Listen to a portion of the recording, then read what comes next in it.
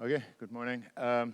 So in my first lecture, I kind of gave you a little bit of the philosophy. I'll continue some of the more specific discussion about sort of the dictionary, starting indeed on the CFT side, and then identifying quantities that we could interpret from a point of view of gravity.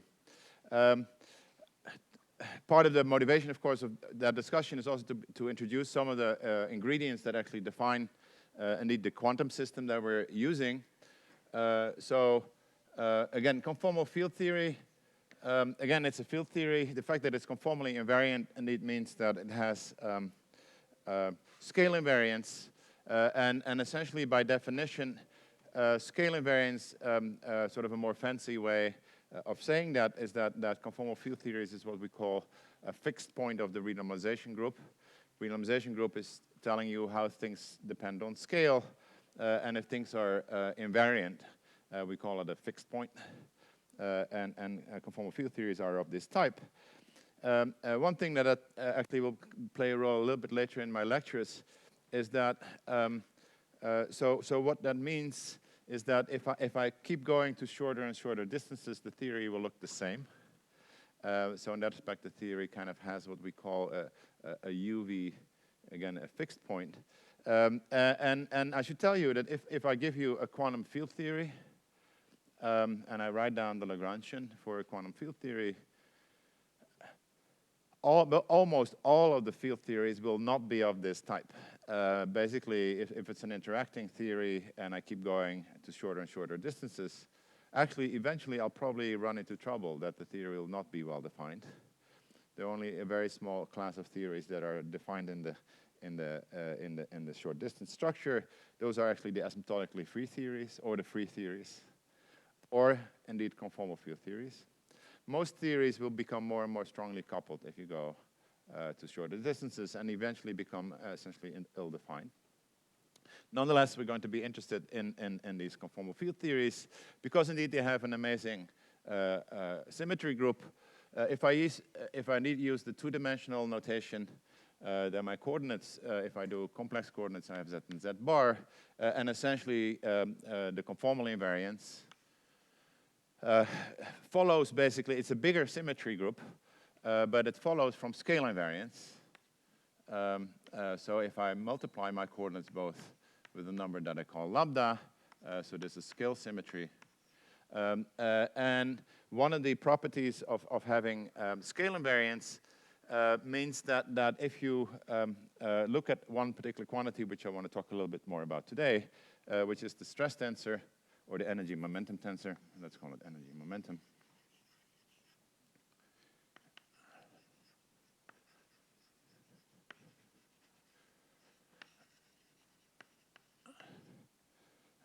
Then a priori, the energy momentum tensor again has 4 components, T alpha beta, where alpha is the 2 coordinates of our two-dimensional space.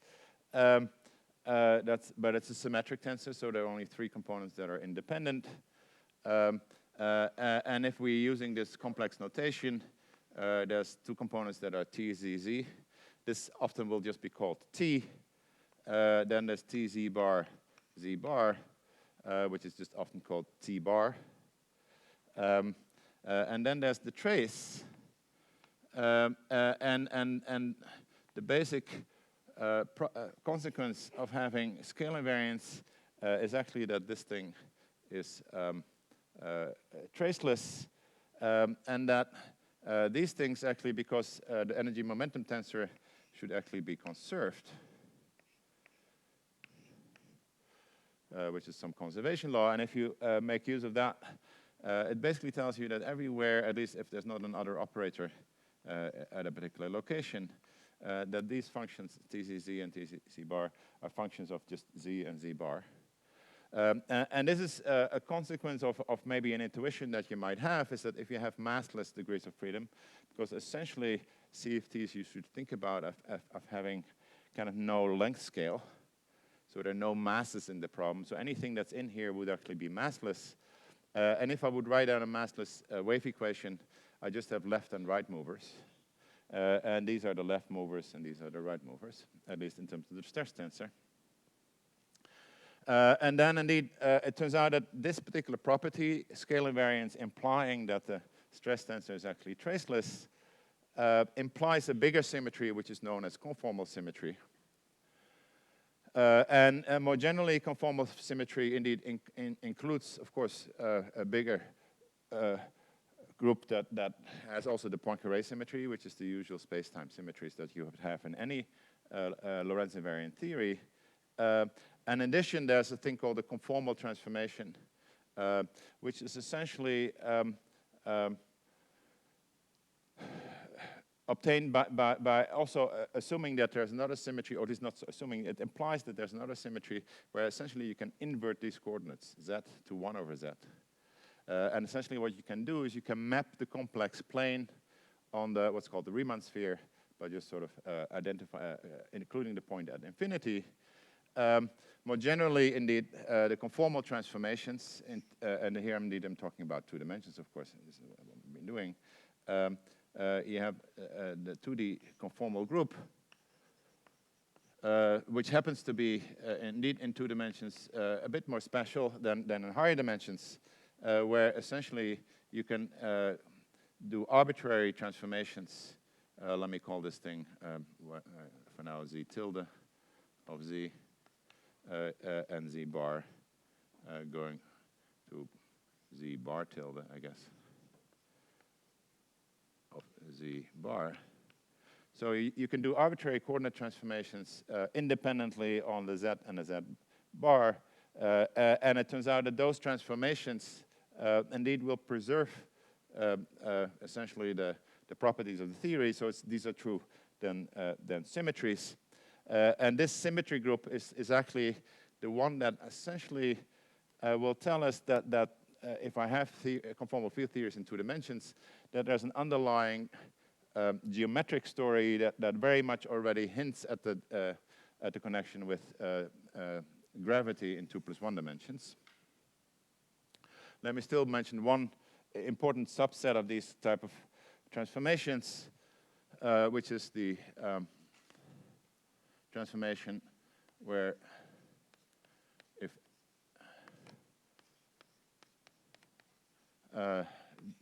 this thing is an SL2R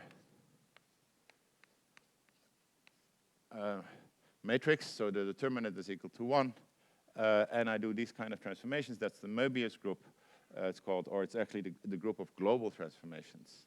And this is, if I do this both for the left and the right movers, that's what we call the global conformal group. So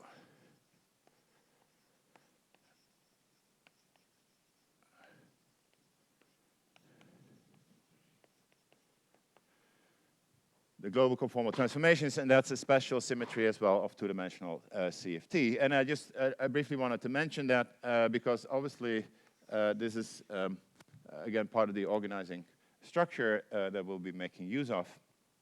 And it turns out that this stress tensor has all kinds of properties that will allow us to essentially organize the structure of a 2-dimensional conformal field theory.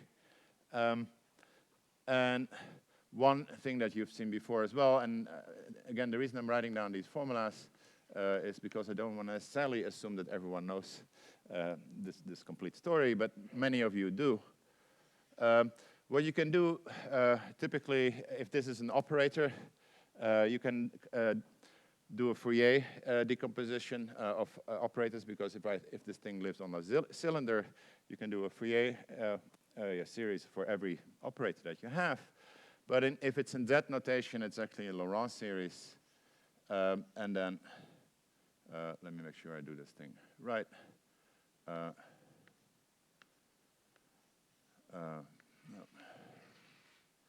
N minus 2. So if I do a Laurent series of this operator, these things are called the Virasoro generators.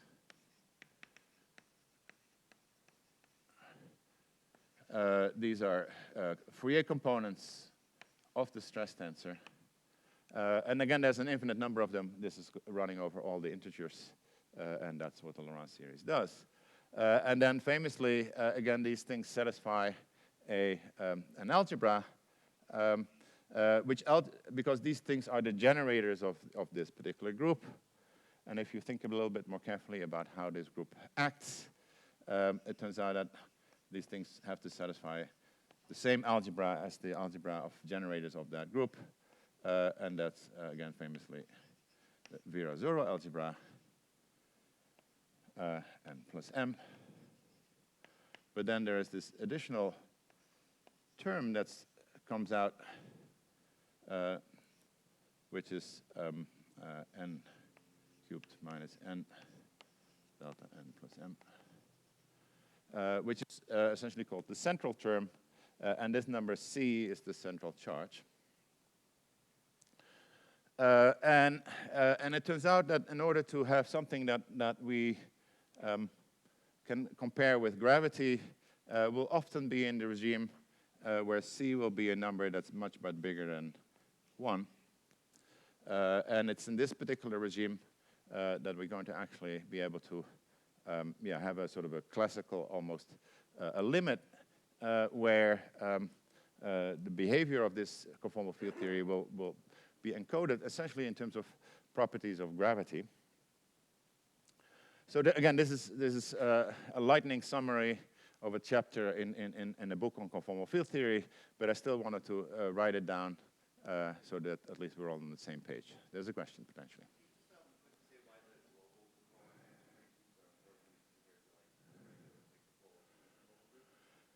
Yeah, so let's say it this way. Thank you for the question. If indeed we compare, so this is again still important. That let me emphasize it maybe as follows. So there's a vacuum state, and the vacuum state typically will be annihilated by all the ln's, typically if I have a vacuum state, it will be annihilated by the lowering operators of any field that I can write down. And as you can see that if n, by the way, is bigger than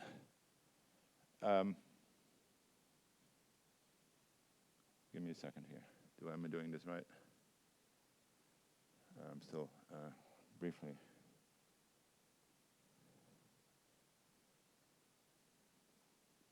Yeah, I knew I was making a mistake here.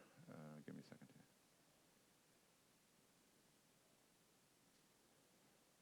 For some reason, I'm blanking out on the sign of that power. Because basically, I want to make the following statement. This one is certainly true. That if n is bigger or equal than -1, that this should be equal to 0. And the argument, again, give me a second here.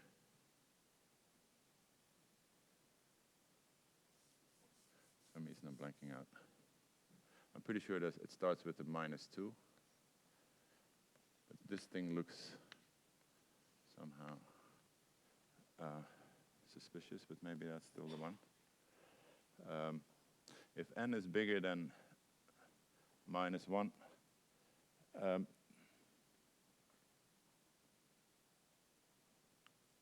then this thing is singular at the origin.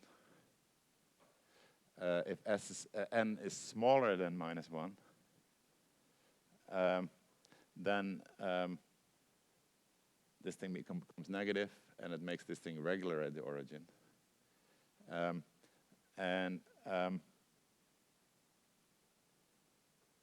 No, I think I was doing this right. Sorry about this still. No, I think it's correct.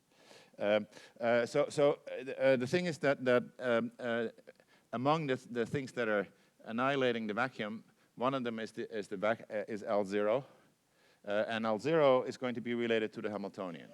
It's half of the Hamiltonian because I have both the left and the right movers. So L0 plus L0 bar, if you wish, that thing is my Hamiltonian. So one of the equations that I have here is that the Hamiltonian annihilates the state, the vacuum state. But I also have another equation, namely, which is that L minus 1 annihilates the vacuum state. And L minus 1, if you think about it more carefully, it turns out to be just a translation generator. And also L plus 1 annihilates the vacuum state. And when you have all of those things combined, then L plus 1, L0, and L minus 1 combined actually form a closed algebra. It's a closed algebra that you can see from here, and actually this number is 0 if any of these n's and m's are if they're in this subgroup. So there is indeed a subgroup that's this particular group, and it annihilates the vacuum. So what that tells us is that these transformations associated with this group are symmetries of the vacuum state. And therefore, if I have also a corresponding, and now I'm jumping into ADS-CFT, space-time that I want to associate with that vacuum state, then that space-time should have a symmetry that is generated by these global transformations. And these global transformations, indeed, will be the isometries of the ADS space-time. So that's a long answer to your question, that this group is special because it's the actual symmetries of the corresponding global ADS space-time. Notice, however, that if by choosing this particular vacuum, indeed, I'm identifying a preferred set of modes, L1, L0, and L minus 1. And if you pay careful attention, I told you that there is this particular symmetry. And this symmetry allows me to do coordinate transformations. And those coordinate transformations will shuffle around these LNs. So the basis of LNs is not a coordinate invariant. It's not a conformally invariant notion. And what this already means, and this is a pretty deep fact, is that the notion of what I call the vacuum state is not invariant under the whole conformal group.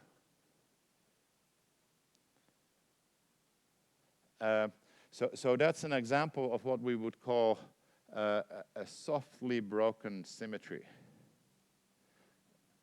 So the conformal symmetry, the conformal group is a symmetry of the theory.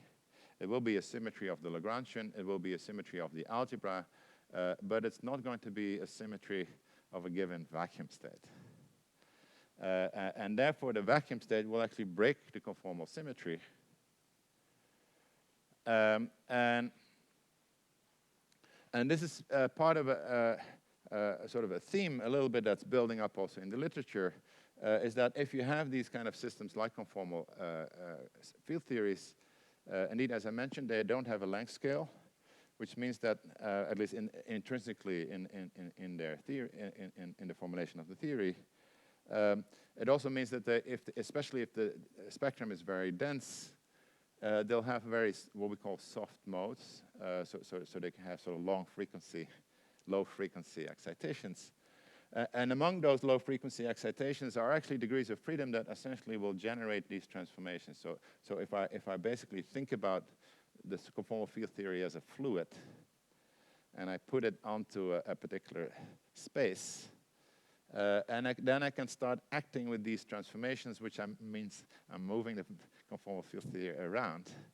I will actually do something active. And the reason I'm doing something active if I do this transformation is because the vacuum will not stay the same. So the vacuum will be different in different coordinate systems. And then that means that these things become what we call, again, the soft modes or the soft Goldstone modes. And they're connected basically to gravitational degrees of freedom in the bulk.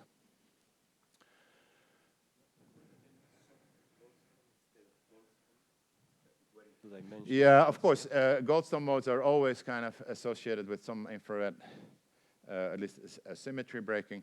I call them soft because they kind of are, in this case, indeed, they're broken by the vacuum. In other cases, there might be terms in the Lagrangian that are not kept invariant under these transformations, and then they are pseudo-Goldstone bosons. And then that breaking is still what we would call a soft breaking. But I call it soft because, especially from the point of view of the space-time in gravity, these are kind of going to be sort of what you might want to associate with infrared modes of the gravity theory. Now, one thing that will play is just more as a mathematical notion, perhaps.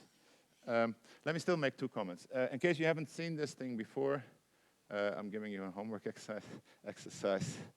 For example, if I take a massless field in two dimensions, so I could have a theory where I have many massless fields. It could be the world sheet of a string.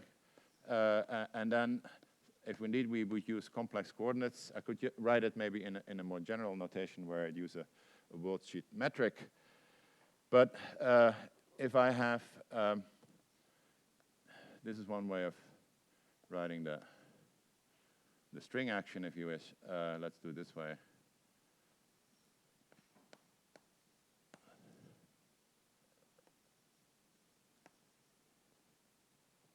So I have some target space metric, which is just the Minkowski metric.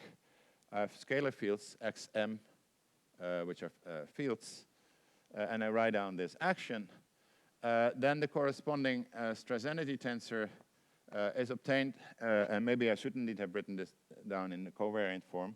If I differentiate this, write it in the covariant form, and I differentiate it with respect to the metric, I get the stress tensor. And then the ZZ component of it will look like this.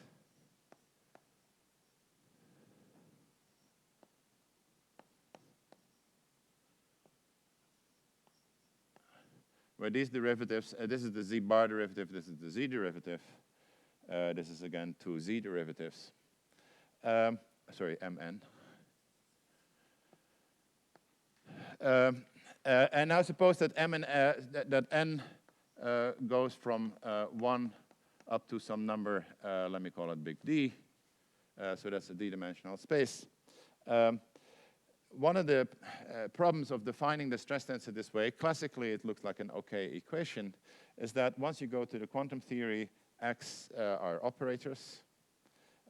And what you can show is that if you compute the propagator of this theory and I evaluate this operator and I put it in the neighborhood of, say, this operator, where W and Z are close to each other, then actually these two things have a Wick contraction, and that Wick contraction will be 0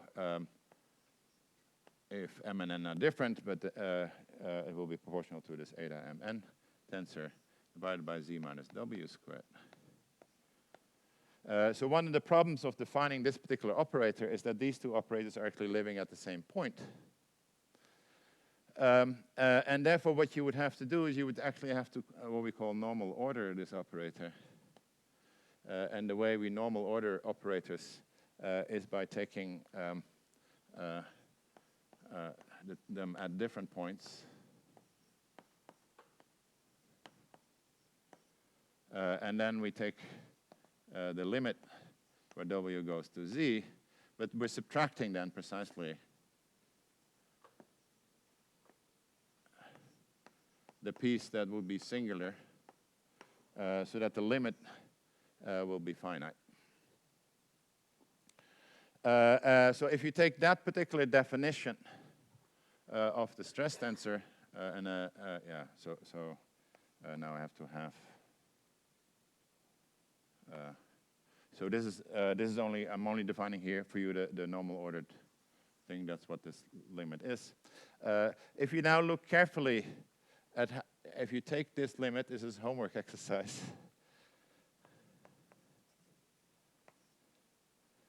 What you're going to find is that because we've done this particular subtraction,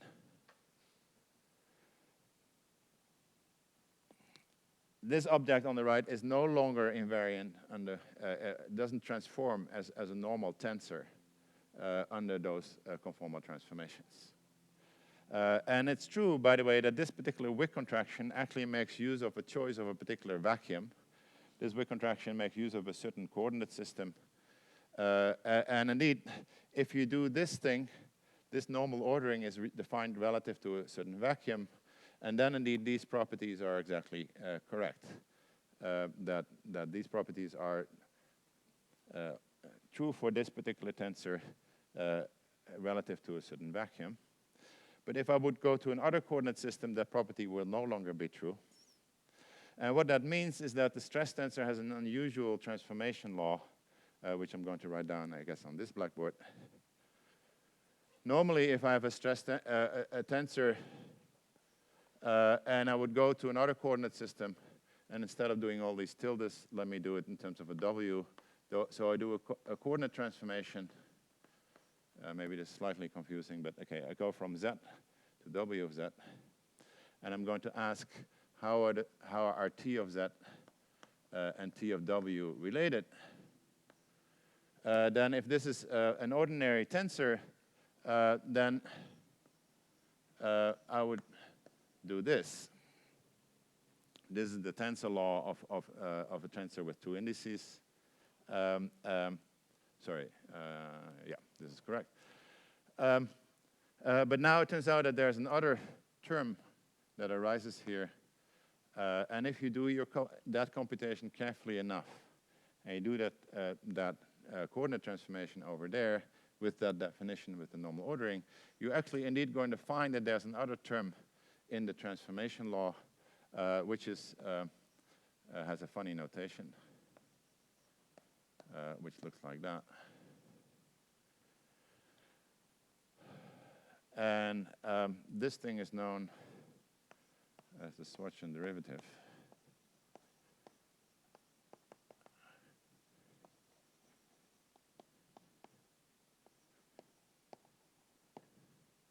And this term, again, C, this C, by the way, in that case would be equal to D. So this thing here is the central charge. Here it's the number of scalar fields, but it is equal to C, which is the central charge. Let me write down the formula for the Schwarzschild derivative for you.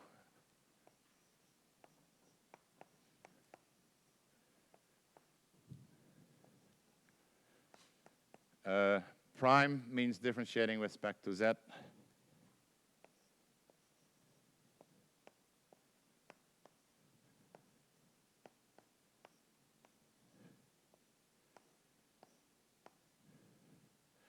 Turns out to be that. This is something that was known for quite a while. Nowadays, it turns out that this Schwarzschild derivative has sort of a useful application in low-dimensional models of holography, in part because, indeed, it will be related to a useful action that one can write down. And it's precisely that this particular term that is sensitive to the type of transformations that indeed are going to be broken by the vacuum. As I indicated, these transformations will not be broken by the vacuum. The vacuum will be invariant under those transformations. And it turns out that indeed this quantity is 0. Again, that's another homework exercise for you, to show that this quantity is 0 in case W of Z is of this particular form. If W of Z is of that particular form, that quantity will be 0, which is what it should be, because indeed, as I told you, the transformation of the stress tensor should still be preserved. If I do these transformations, the property that it annihilates the vacuum is then preserved, and that essentially indicates that this term should be 0. Are there any questions about this? So maybe let me throw a question into the group. So all of this looks a little bit abstract. And an element that I was throwing into this is that the stress tensor that I want to define, somehow I cannot really define it in a way that's coordinate invariant. Meaning the thing has this additional term. shouldn't that bother us? Should we care?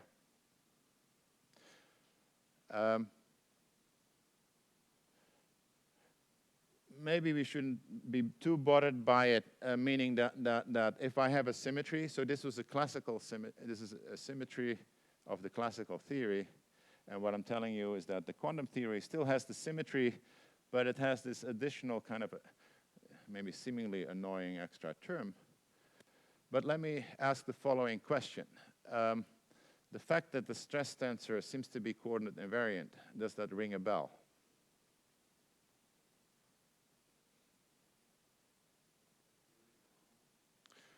It's not, yeah, it's not quite, it's related indeed to something that's called the conformal anomaly, which I'll mention in a second.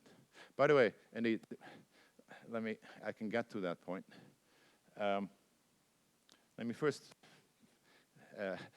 end this particular conversation, and then I'll talk about sort of the anomaly.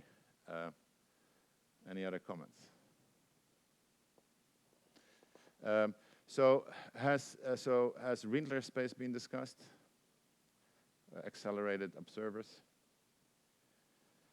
And indeed, if we look at Minkowski space, and we look at then Minkowski space has different killing vectors. You have the usual time translation, but you also have another killing vector that's a boost, and you can choose an observer that's constantly accelerating, and for that observer, the time of the Winkler observer is a boost. So there is this coordinate transformation, which I'll write down in a second. Actually, I actually wrote it down yesterday. It's this exponential coordinate transformation that writes.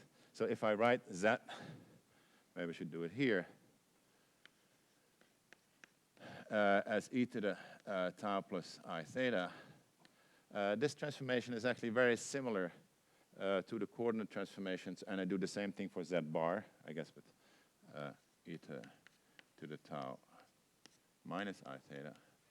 This coordinate transformation between the real and imaginary part of Z and tau and theta is essentially the same as the coordinate transformation between Minkowski coordinates and those of an accelerating observer.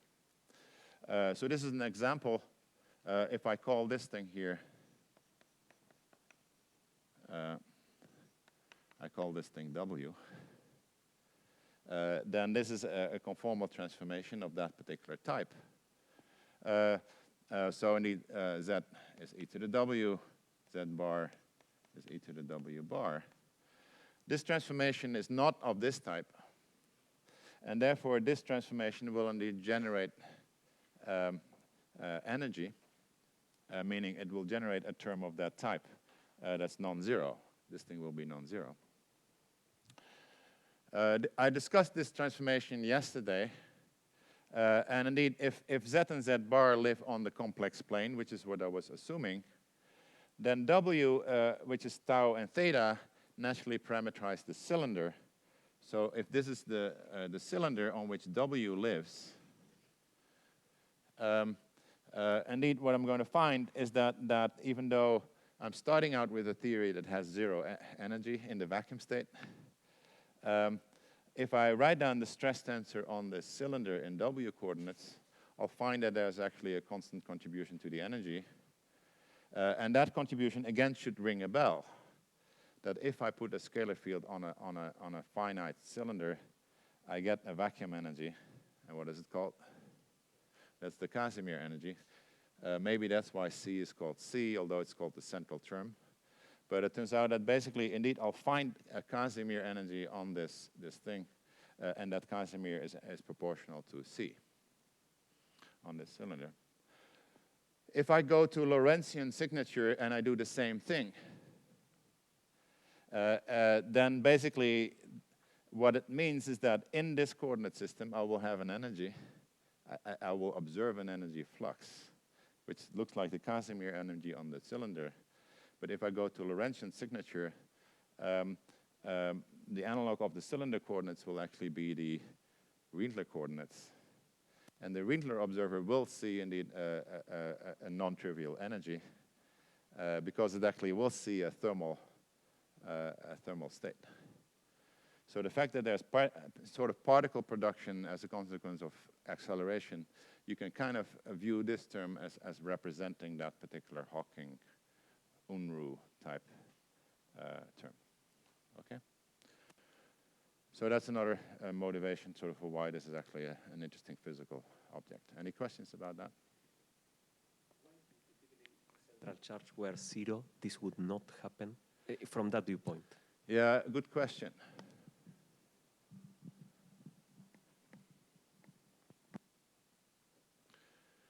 I'm going to... That it will not see, right? That accelerator observer will not see Unruh radiation. Yeah, I'm going to give you a more subtle version of the same question. Okay, so central charge, so the easy, I could have given you an easy answer, is that any physical theory will have positive central charge. And indeed it turns out that if you want to have a unitary Hilbert space, it should have positive central charge. Now, there are special theories that have negative central charge, and you can have a theory with central charge equal to 0. And actually, an example of it is precisely the Wiltshire theory of a string, if you take into account the reparameterization ghosts. So if you include the BC ghosts, which have central charge minus 26, you can have central charge equal to 0 of the combined stress tensor of the matter fields with the ghosts. And then it seems that indeed that doing these coordinate transformations will not generate the Casimir energy. And that's actually, to be honest, a little bit confusing because there's still kind of the same Unruh Hawking effect would still be there. The Casimir effect essentially would be there, but it just so happens that the energy flux of the ghost in that case is negative and it's canceling things out.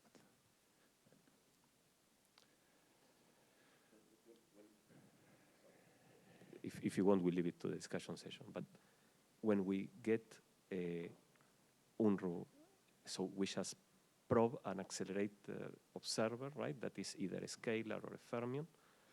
And in the case of the scalar, we get a distribution, a Bose-Einstein distribution, etc. So where are the ghosts there? I'm just throwing a scalar, right? Yeah, correct. So obviously ghosts, famously, one should not be able to measure them. They're sort of just mathematical tools in the description. So indeed, there's a physical stress energy tensor, and the physical stress energy tensor is the thing of the actual fields that you can measure, and they will always have a positive central charge. Right. Again, let me briefly follow up on the anomaly part. It turns out that there's another way of defining. Someone might object to using this definition of the stress energy tensor. Because, as I told you, this is not coordinate invariant. Now, if this was a theory, a two-dimensional theory, where I want to have, say, couple it to two-dimensional gravity, so if I have a two-dimensional metric, then I can always do things in a coordinate invariant way by using the metric as a way to sort of fix up the coordinate invariance. So there is indeed a covariant version of the stress energy tensor that I can define, which involves some things with proper distances and all that.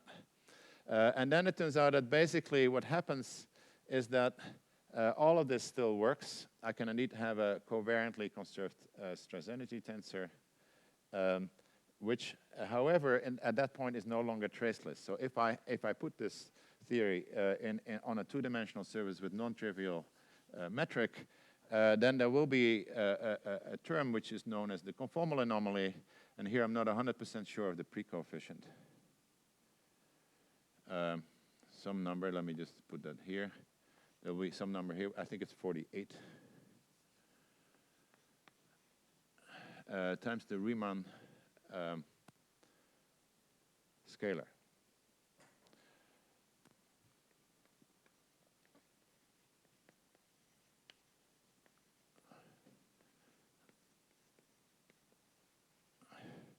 So the stress energy tensor is no longer traceless, indeed, and this is known as the conformal anomaly, or the Weil anomaly. because now the theory is no longer invariant under rescalings of the metric, because this thing is not invariant under rescalings of the metric. By the way, one thing that I'll explain possibly in this afternoon's lecture or otherwise tomorrow morning is it turns out that this particular equation implies an equation for the partition function of a CFT. Basically, it tells you that if I compute the partition function of the CFT in a given metric and I rescale the metric, I'll pick up this particular rescaling of the partition function. So it's a non-trivial transformation of the partition function. Turns out that that particular equation can be mapped to something that's called the Wheeler-DeWitt equation of 2 + 1 gravity. In 2 + 1 gravity, you have essentially what you can call the Schrödinger equation of the gravity theory. And this equation actually turns out to be equivalent to the Schrödinger equation of a 2 + 1 gravity theory. So that's another actually indication that there's already a deep correspondence between this conformal anomaly and gravitational theories in one dimension more. The source of the anomaly is the following, is that if I, you know what, I can make this even a little bit more precise if you wish. Let me do that. Are there other questions? Let me do that.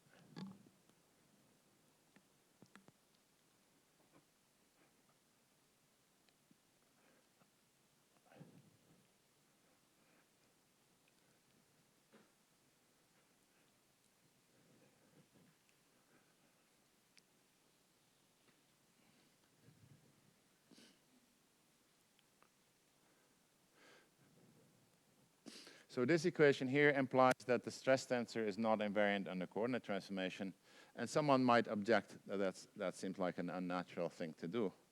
And indeed, so let's suppose again,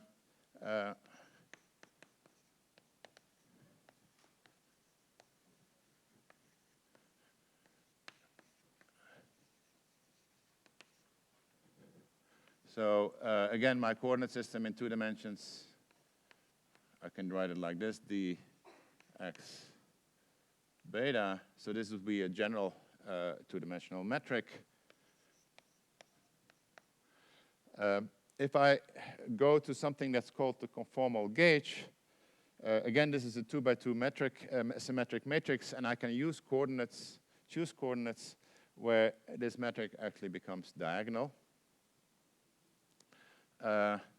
And then often we can write it in something that we call like this. Shall I call it phi? You know what? Let me call it sigma. So that's called the conformal factor.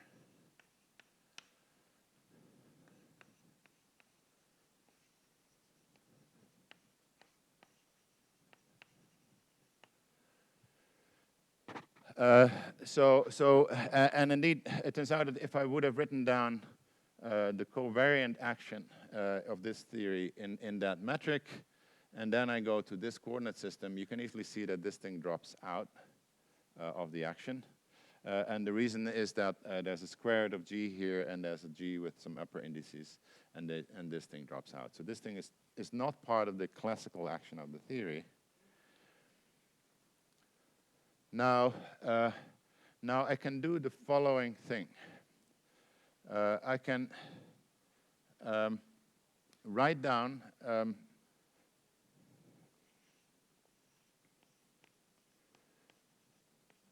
the transformation law of that sigma.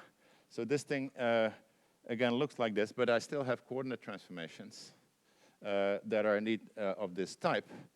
Coordinate transformations of this type, let me call this E tilde W because the tildes annoy me a little bit. So if I do this coordinate transformation, these are my conformal transformations. Then after doing conformal transformation, this thing should also be equal to this. These two things are equal. Which of course also means that this thing is e to the sigma of z. So this is how, so sigma is a thing that transforms non-trivially. It's not a scalar. It transforms non-trivially under coordinate transformations. And now I can do the following thing. I can take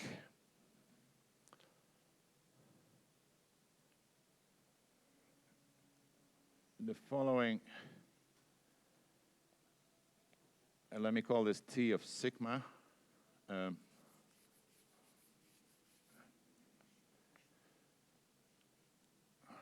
I'll call it T Liouville. This thing is also called the Liouville mode.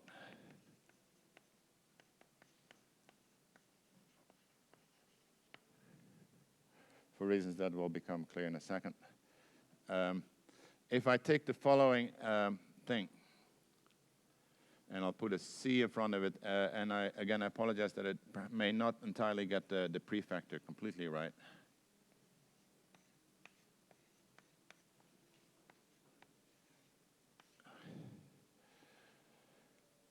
I take the following expression in terms of sigma. Then you can show that this thing here satisfies the same transformation law. So just by using this transformation law, you plug it into here.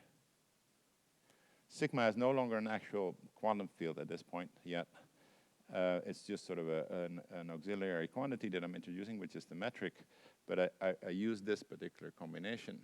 This combination can actually be used to cancel out this term. So I can define something that's called the covariant tensor,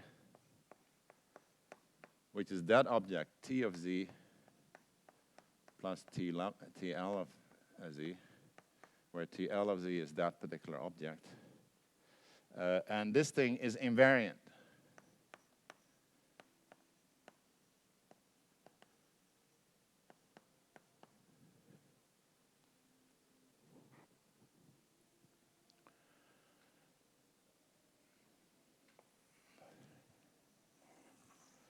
So it's coordinate invariant.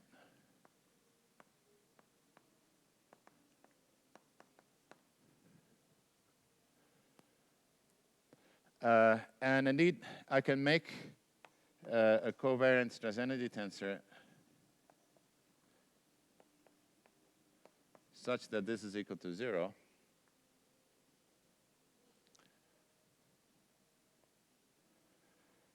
Provided that this thing is indeed C, and again, I'm hoping I got the prefactor right, times R, where R is the scalar curvature of this particular metric. And if I write it in terms of this form, it turns out that the equation for R is, again, up to maybe a factor, the box on sigma, which is the same as dd bar on sigma.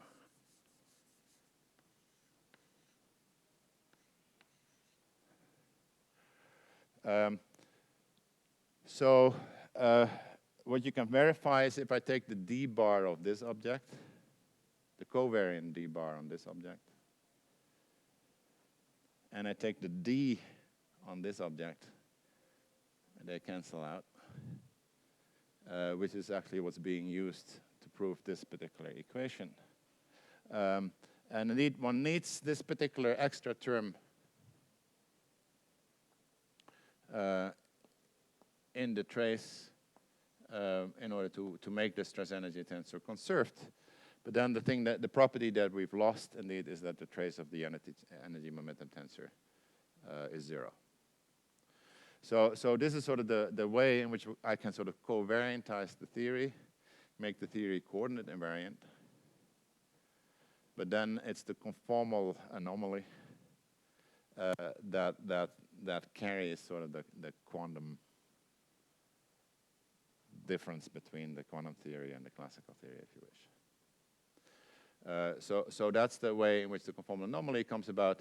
And then that's another way, perhaps, of relating the conformal anomaly to something like the Hawking effect. And people have been doing that because of the arguments that I just gave. Okay.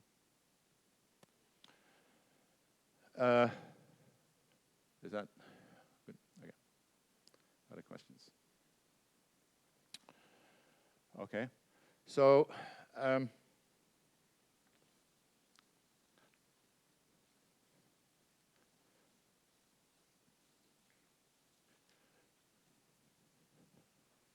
now it turns out that this central charge actually is a pretty important object in the conformal field theory.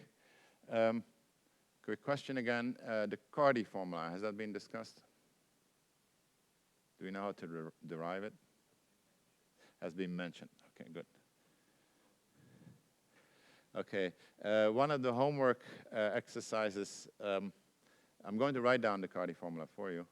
One of the homework exercises will be to derive the Cardy formula for the case of a bunch of scalar fields.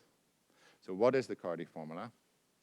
Basically, the Cardy formula is a formula that will give us information about the spectrum of the theory. And again, it's one of these things that are universal properties of conformal field theories.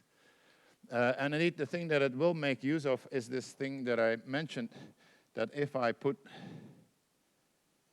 let me not put it,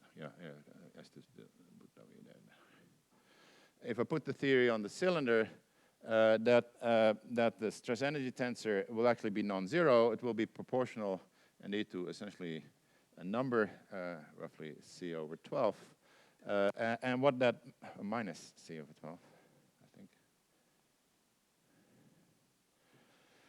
And what that means is that if I would do the expansion, actually I erased it, if I would do the Laurent expansion of, sorry, this is C over 24, I think. It will be C over 12 if I add the left moving and the right moving components. And indeed, what happens is that the, plus C over 12 still.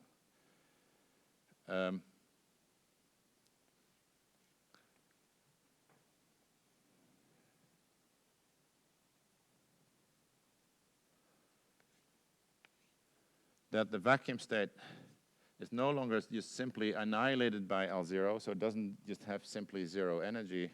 It's actually annihilated by L0 minus C over 24. And that's just a subtlety which I'm going to make use of. So the Cardy formula, and it has a beautiful derivation. So the Cardy formula is both interesting as a statement, but it's also useful to think about the logic that Cardy used. Because basically this particular statement, the fact that the vacuum has the Casimir energy, is a universal statement of all the conformal field theories. It didn't make use of any properties of the conformal field theory except that there is this central charge. And Cardy understood that particular property also actually tells you something about the thermodynamics of the theory. This is, if you wish, this is a property of the vacuum, which is sort of a low energy property. But there's actually a statement that Cardy derived, which is a high energy property of the theory. So low energy properties and high energy properties are related. And the basic idea is that what you can do is you can try to compute, indeed, the thermal partition function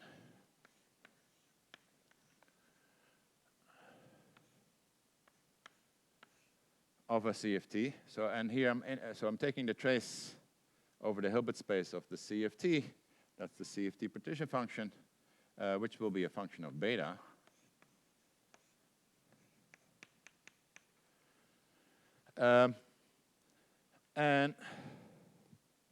And I'm doing that indeed by indeed putting the CFT on a cylinder. But since I'm also taking the trace of e to the minus beta h, effectively I'm actually putting the CFT on a torus. Because if this is theta which tells me that theta is periodic, say, with 2 pi, and this direction is tau, then tau is actually periodic with period beta. And since the Hamiltonian is the sum of two terms, which is L0 plus L0 bar, I can write this thing as follows. This is often how people like to write it. Oh, by the way, I'll define my Hamiltonian this way, so that I'm already subtracting the Casimir energy.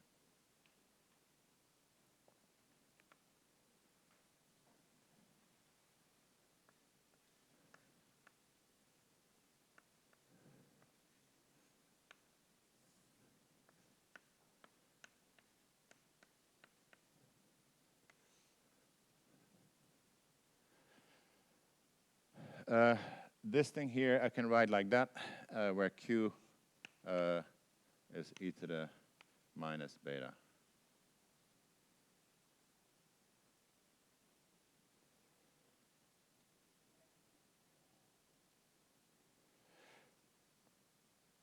Now, again, here I was drawing it as a cylinder, but I didn't quite indicate clearly enough that tau is periodic. So let's redraw this thing a little bit, where, again, theta now goes from 0 to 2 pi here, if you wish. So this is the theta direction. Oh, by the way, am I doing this right? If I do it this way, then Q would actually be this, if this is beta. Yeah, I'm slanting it slightly because you can do something slightly more general. In my story, actually, this is really a square. Let me make it a bit more precise. Not so much a square, but at least a rectangle. 0 to pi. Here's beta. And this is then, I guess, beta.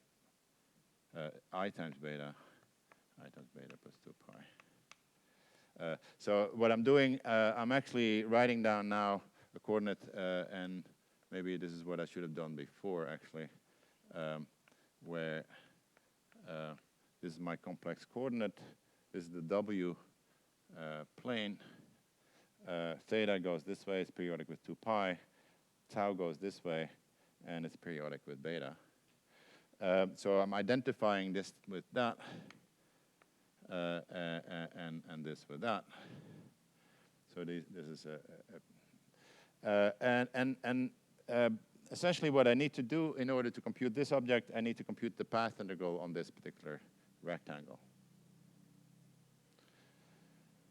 And then the important idea is actually that when I do that path integral, in the end, this is a Euclidean space, and Euclidean space has symmetries.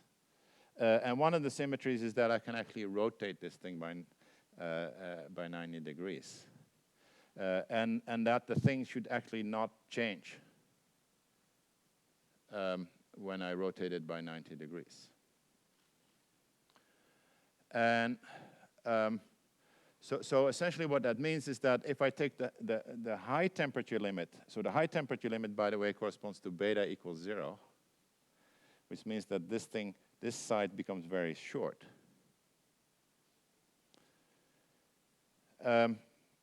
Or if I take the low temperature limit, where this beta becomes very long, those limits actually are equivalent, meaning that they are related to each other by this particular 90-degree rotation. That 90-degree rotation is called a modular transformation, and it turns out this object must be invariant under that. And that implies equations that relate the large beta limit with the small beta limit of this particular expression. In the limit where beta becomes large, I'm actually going to low temperatures.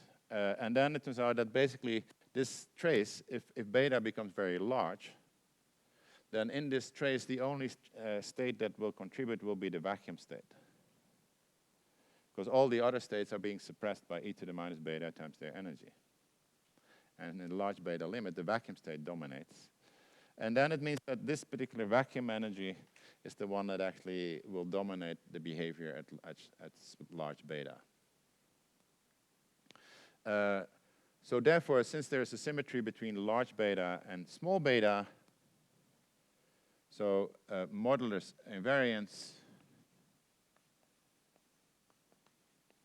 I'm doing this slightly more quickly than perhaps I do in order to completely explain it, implies that the beta to infinity limit can be interchanged with the beta to 0 limit by basically rotating this thing over 90 degrees. In this case, the Casimir energy dominates, and Cardy was able to derive a formula of the behavior, derive from that a formula in the behavior in that limit. Rather than actually using Cardy's formula directly, I think I might want to do it slightly differently, which I'll get to in a second. And I'm going to give a slightly different version of Cardy's argument. And it will give me the formula, and I'll write it for you. So what Cardy was able to derive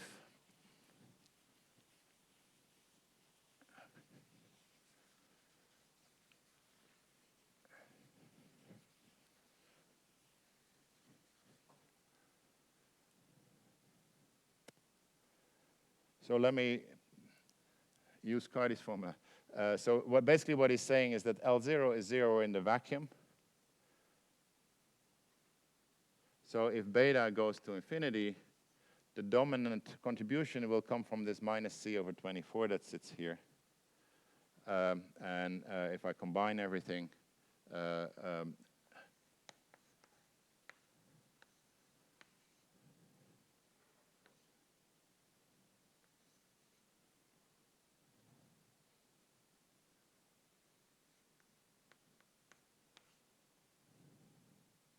times c over 12.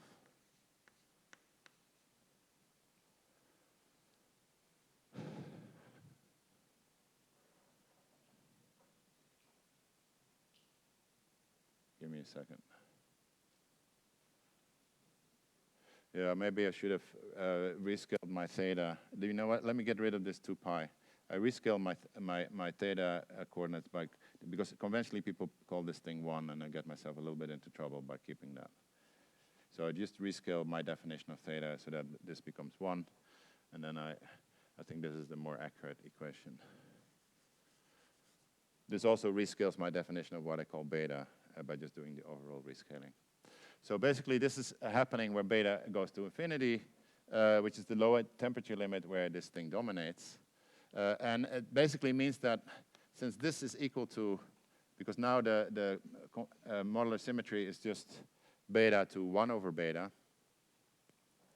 So this is now just e to the minus beta when I've done that. And it implies, therefore, that this behaves in the beta to 0 limit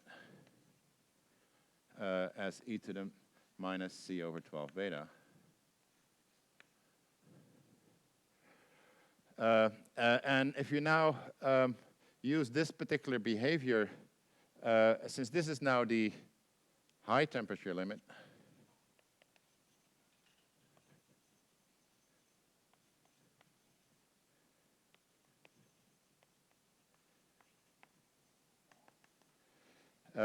we're now getting information about the high energy spectrum of the theory. And basically what we're learning about is precisely this structure that I talked about before, that if I have some energy window, delta E, then the number of states in that energy window will be proportional to delta E times the quantity that I'll call, again, the entropy. E is the eigenvalue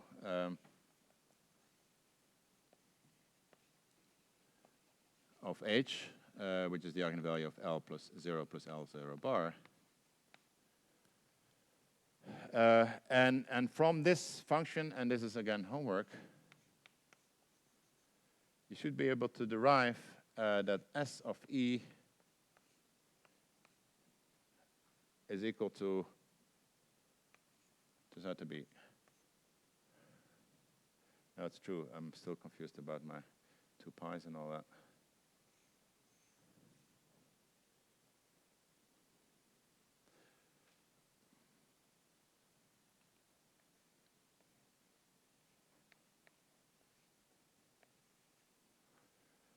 The formula looks like that. So basically, it turns out that at very large energy, the entropy grows like square root of the energy. It grows with the central charge, but it grows in this particular way. And so the key idea is to use 2 things. You use modular invariance to relate high temperature with low temperature behavior, and you use the fact that the low temperature behavior is dominated by the vacuum. That's the idea. And if you do that, you can derive this very powerful universal statement about the spectrum. I'm going to give you a slightly different derivation of the same result, which might be helpful in a second. But are there questions about this? Yeah.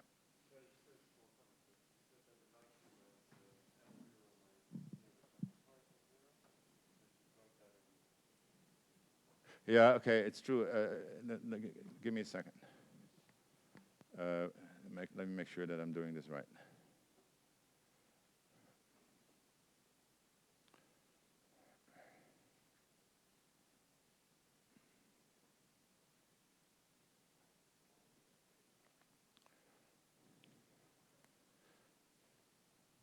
Yeah, the reason why this is slightly confusing is that there are 2 definitions of L0. So let me be more precise here. I think what's happening.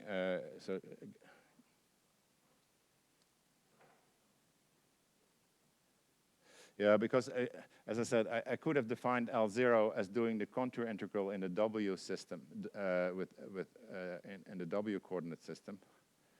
And since the stress energy tensor in the W coordinate system is not the same as the stress energy tensor in the Z coordinate system, there's a difference between the 2 definitions because of the coordinate dependence.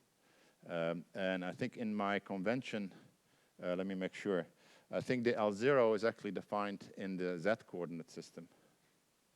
And my correct equation, this is indeed my correct equation. And then I think basically what I wanted to say is probably this one, that L0 is equal to 0. But then in terms of the L0, in terms of the half of the Hamiltonian that I call L0 minus C over 24, it's identified by 0. So okay. Good, thank you. This formula is indeed the correct formula when we just count the energies in the usual way. And then this minus C over 24 is that Casimir energy. So let me give another derivation of the same result, which is slightly more formal, but still kind of very useful.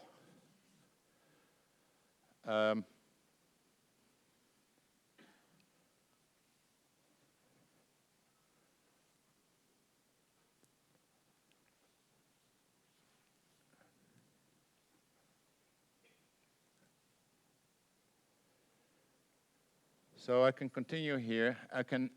What I can do is I can rewrite this equation.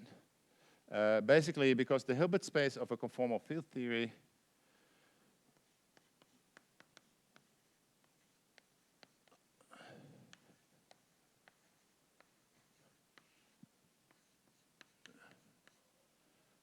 basically it looks like that. So if this is the Hilbert space, I will have operators or states that are going to be labeled by something that I call H and H bar, What I mean by H and H bar is that L0 on this state is H times that state, and L0 bar on this state is H bar on that state.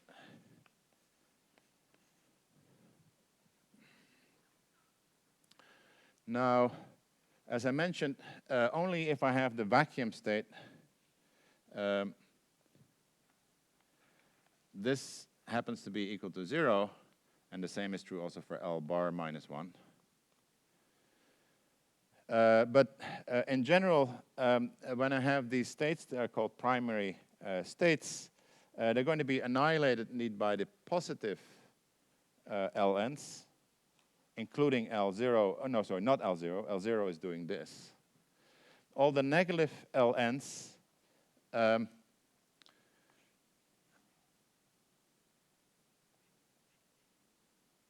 on this state will give me something that's non-zero. So I can build a whole tower of states by acting with Ln minus n's on these primary states. And what I can do is I can consider the Hilbert space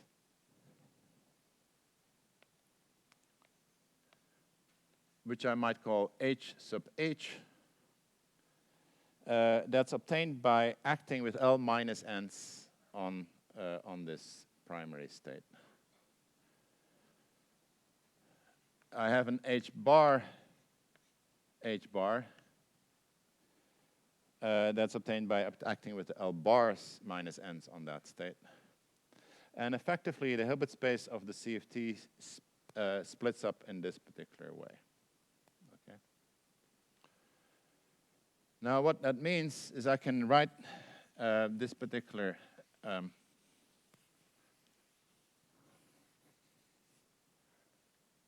partition function here as a sum over H and H bar of a thing that I can call chi H of Q times chi bar H bar of Q bar.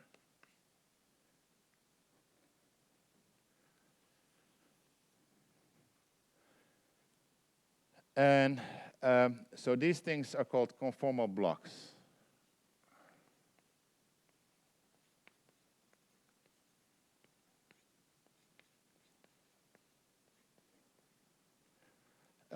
Where, of course, this chi H of H bar of Q, sorry, is the trace over this Hilbert space of Q to the L naught. C over 24. Okay. So, and since basically the properties of the Virasoro algebra are completely algebraic, I can actually compute these objects quite easily. They're just determined in terms of the central charge. Let me go here.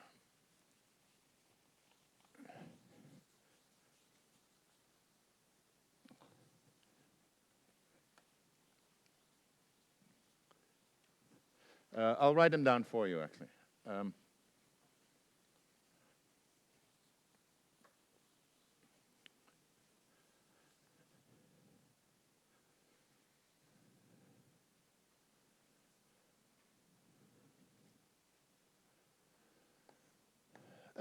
I will have the vacuum character, and I will have a thing that I call chi of H, and it depends on Q.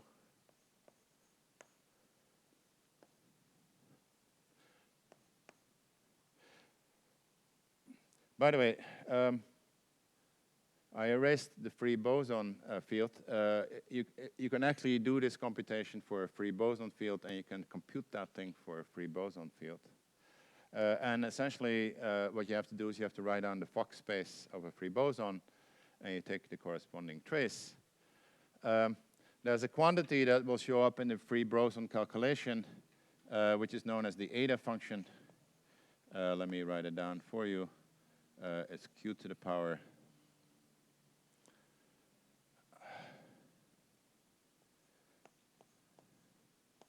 remind me, is it, I have it in my notes. Is it plus 124 or minus 124. Am I young? The eta function doesn't have a key to the plus 1 over 24 or minus 24.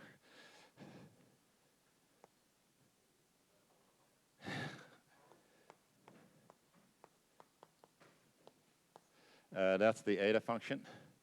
It's basically it's the form of what we call a partition function. It's basically formed from a Hilbert space, and then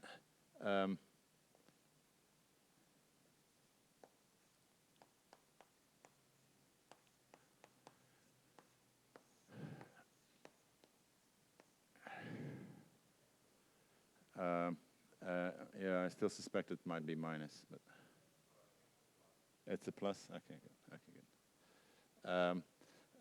And then this thing here. So okay, is then just q to the power h over this thing. Okay,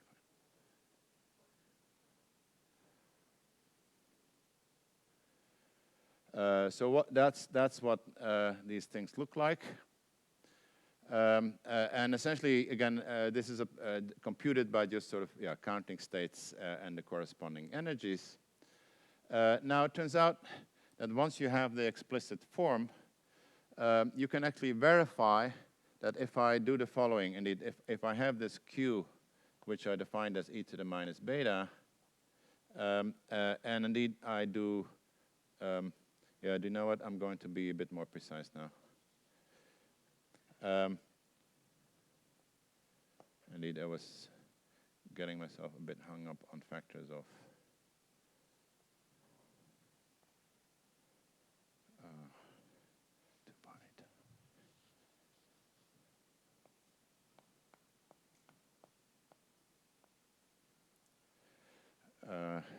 give me a second here. Instead of calling it beta, I'm just going to call it 2 pi tau. And I apologize that this tau was previously a coordinate, but what I call beta, I'm going to replace by 2 pi I tau. Because that's actually more conventional as a way of parameterizing the shape of a torus, where, so indeed I was doing stuff with 2 pi's. So let me just continue. Then indeed, if I do tau to minus 1 over tau, it turns out that that's the symmetry, that's the modular transformation. You can apply that transformation to this Q parameter, you put it in here, and then you try to compute how these things actually transform into each other. And what you can do is you can actually show that if I call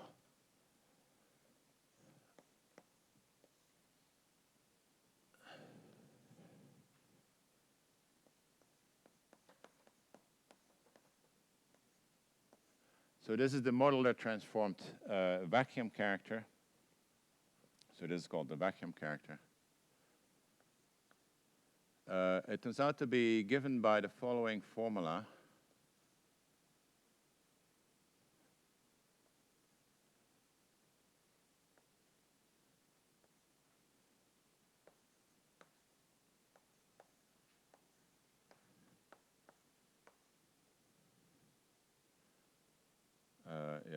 Of e to the 2 pi I tau.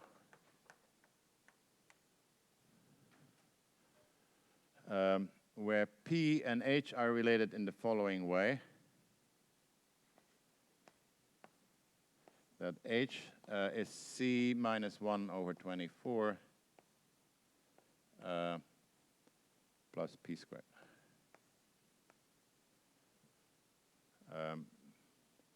So P is a parameterization of H through this particular formula.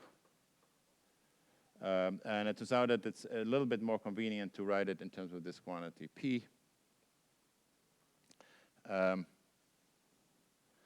Because then S0P turns out to have the following form.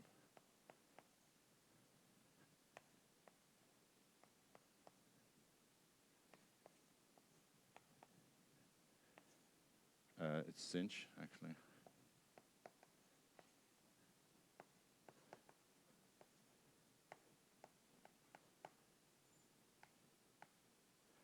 times B. And what is B? Sorry about all of this. It's a complicated formula.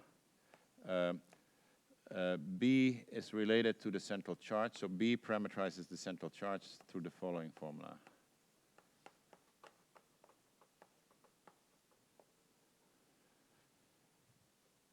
So there's a little bit of work involved. I'm not expecting you to derive this because it's actually a pretty complicated computation that you have to do. But it turns out that if you transform this object, you can decompose it in terms of these objects. So this is what I called chi of p, where h was a function of p, where h of p was defined here. And then actually, if you work it all out,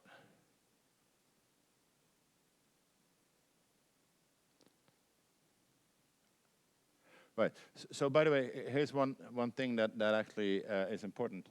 Give me a second here.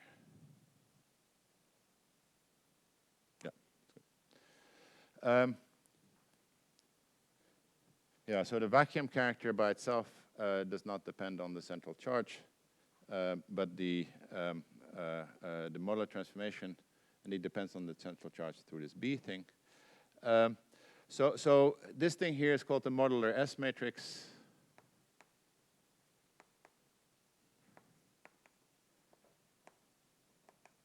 And the principle basically, and this is sort of an important principle, is that this thing here, you can think about it as a basis of functions. So it's a basis of functions that I can use to expand and rewrite my partition function in terms of that basis of functions. In this case, I chose to write the basis of functions in such a way that it depended on Q, so that indeed everything was basically written as a trace over the time direction, which is this beta direction. But I could have done indeed the computation in this way, where instead of writing it a trace over time in this direction, I could have written it as a trace over time in that direction. And that's this modular transformation. And the fact that the modular transformation can be performed means that also there must be a way of rewriting that same expression, the partition function over there, in a sum of terms where all the characters now are not just written in terms of that Q, but they're written in terms of the new Q. And there must be a basis transformation between the two. And indeed, this modular transformation, it turns out, is a unitary matrix because I can write down a similar set of transformations for the chi of p in such a way that once you do the transformation, that you can rewrite this whole expression in terms of the other characters, and you should get the same numerical answer.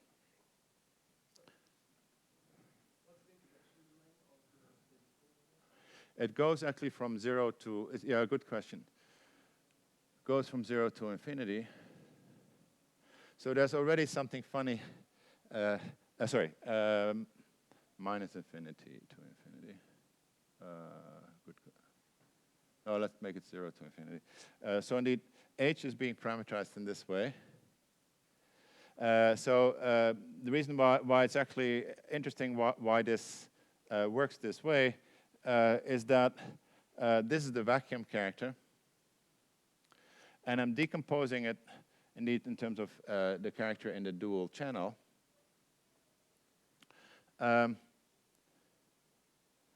These conformal dimensions are all bigger than c minus 1 over 24. So this is the ground state, and these are all excited states. So you can already see something that I was mentioning, is that the low energy behavior in one direction translates into the high energy behavior in the other direction. Meaning these conformal dimensions are all large. And indeed, it turns out that all these states that are sitting here in this particular integral, they correspond to dimensions h, that actually I should think about as being part of this continuum spectrum. So if the vacuum state sits here, I may have some states here which if here sits C minus 1 over 24, basically all the states that I'm integrating over are sitting there. Yes? Can the integration measure the speed, for example, for Very good. Yeah. Perfect. Perfect question. Okay, what I've done here is the following. I've talked about the, so the question that was asked, can this integration measure be discrete? So the step that I took here is the following, is that I didn't at this point, maybe I was talking about a given CFT. Then I said, okay, well, hey, here I'm going to be summing over H and H bars. And these H and H bars would have to be part of the spectrum of the CFT. So my partition function, indeed, will have a discrete sum over definite states in the spectrum. But then I said, okay, well, let's just decompose the spectrum in terms of these abstract characters, and I'm just going to write down these characters. And I'll decompose the Hilbert space in this particular structure. So I need to have these things. These are called Virasoro modules, where you act with the L-1s. And I can always decompose the Hilbert space in this particular way. Now, indeed, for rational CFTs, this sum might actually be a finite sum. Or there may be additional symmetries where, indeed, the spectrum in the end does not look like this, but the spectrum might look like this, where I have the ground state, and I have many degenerate states that are all sitting right on top of each other at a given energy level. And I might have some integer gap, and I might have many more states sitting there, and many more states sitting there. And indeed, if I take a free boson, for example, or take any theory with a large symmetry group, the spectrum will look like this. And it will have large degeneracies at each energy level. And then what would be very natural to do is, rather than just saying, hey, let me only work with Virasoro symmetries, there might be other things that are conserved quantities in the theory that also increase the energy by integer units. And rather than just writing down the descendants with respect to the Virasoro algebra, I could have written down other characters. I could have defined other object chi of Q, where I also included the descendants with the symmetry algebra. So for all the conformal field theories that we actually know, this sum is actually going over not just the primary weights, but it's going over what we call the representations of the symmetry algebra. And you could have what we call a current algebra. And then actually, in all the cases that we know, this sum is actually a finite sum, or a discrete sum, with integer levels, essentially. So all the theories, most of the theories that we know look like that. Whereas in my discussion here, I'm actually mostly interested in theories that look like this. And to be completely honest, and this is a bit of an embarrassment, is that, not for me, but for the whole field, meaning that we don't know of any examples of theories that look like this. We imagine that we know know how to make them, but we actually don't have any good examples. Certainly not something that we can solve or we can compute things with. Tomorrow, I'm going to introduce an example of a theory that looks like this, close to like this, but in 0 plus 1 dimension, not as a two-dimensional CFT. But this thing is called a rational CFT. Rational CFT. So this is called rational. And it's called rational indeed because the conformal dimensions actually are typically rational numbers. So it's something that sort of seems nicely ordered. The Cardy formula is still correct for this theory as well, but the Cardy formula will actually just say how many, what the degeneracy is at each of these levels, energy levels. It won't tell you too much maybe about the spectral density because you just have gaps in your spectrum. But if I start smearing this out, it will start maybe looking like this. And if these are all irrational numbers, then this is called an irrational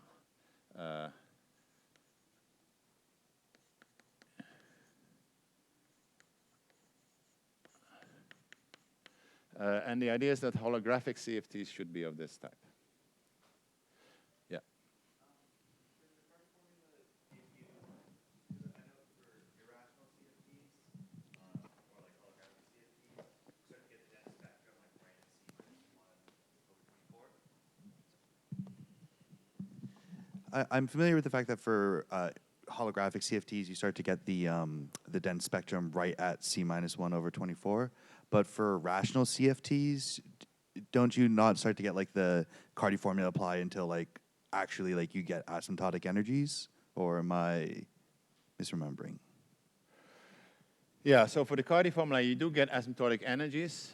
And in that case, it's so I should mention there's a subtle -1 happening here that where indeed actually I'm writing down going to be interested in the spectrum of primary fields, how it grows at large dimension.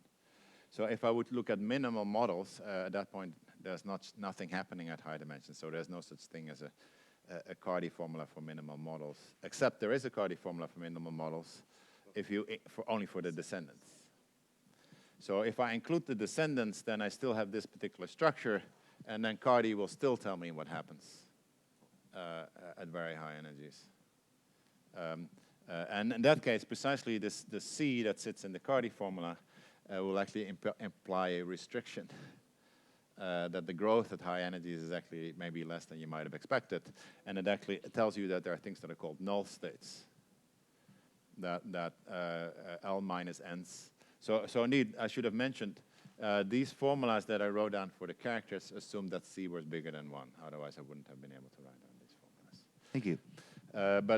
Yeah, I think we're running out of time. But basically, just to mention the philosophy, and then is that for a rational CFT, irrational CFT, if there are no other symmetries than Virasoro symmetry, then what I'm doing here is about as good as I could do in terms of organizing the Hilbert space.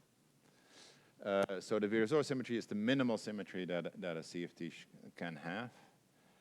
And indeed, if I have a maximally chaotic system, or a maximally non-integrable system, then there shouldn't be any other symmetries in the whole thing. And this is a bit, yeah, right. So let me maybe leave it at that. And then it's quite natural, essentially, to do this particular thing, where indeed instead of imagining that I actually know exactly how to integrate over all of this, or what I mean to say, suppose that I really know the theory and I would really have computed this spectrum, then I would have had to do the sum over exactly that spectrum. But it turns out that I can gain a lot of information about this spectrum by just saying, hey, you know what? This all sits so dense on each other, let me just write this sum over H as an integral. And then it turns out that basically, and this maybe is the upshot, is that if I now go again to low energies, then at low energies I can replace this thing here, and give me 2 minutes and then I'm done. This I can, in the limit where beta becomes very large, so Q goes to 0 actually. So this is beta large.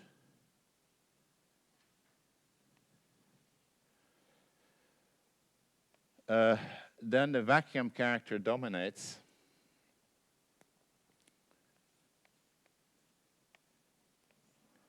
So the dominant contribution is coming from this, plus terms that are suppressed.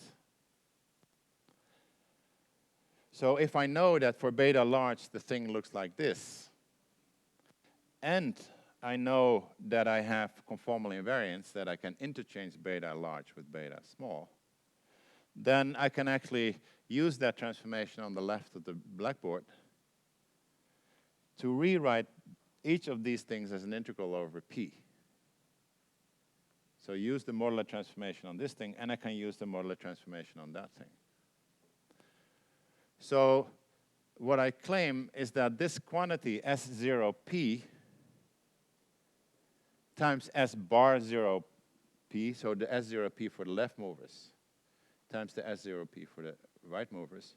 So I'm going to write this thing as an integral dP bar S0P S0P bar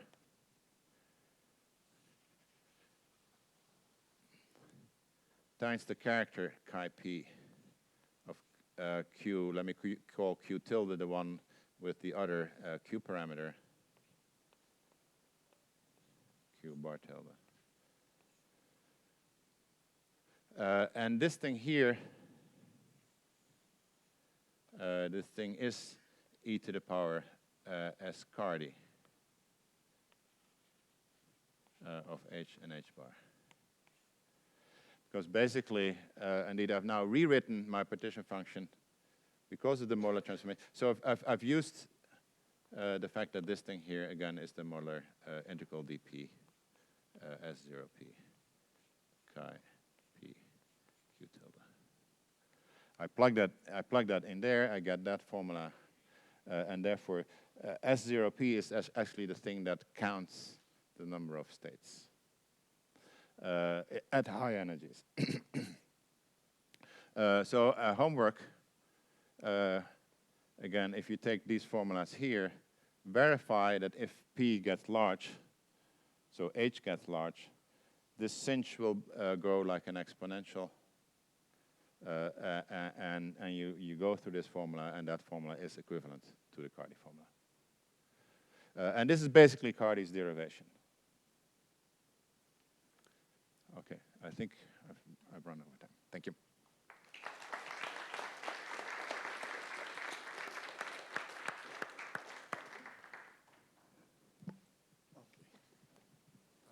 I think Q should be e to the minus twice pi I tau, and tau goes to 1 over tau. Because here you have defined Q equal to e to the minus beta, and beta is twice pi I tau. Yeah, so I apologize because indeed I started with temperature. This is the standard notation that people have. And indeed, I have e to the minus beta, and indeed there's some factors of 2 pi that I got myself hung up on here. So indeed, the imaginary part of tau is beta, and that's why the minus sign is coming from. Indeed, if you can see, I put I beta here, so tau and beta are related in this particular way. Okay, thank you.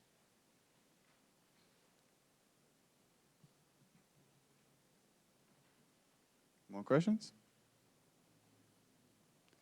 Well, I guess everybody's tired, so let's go to a coffee break and thank Herman again. Good.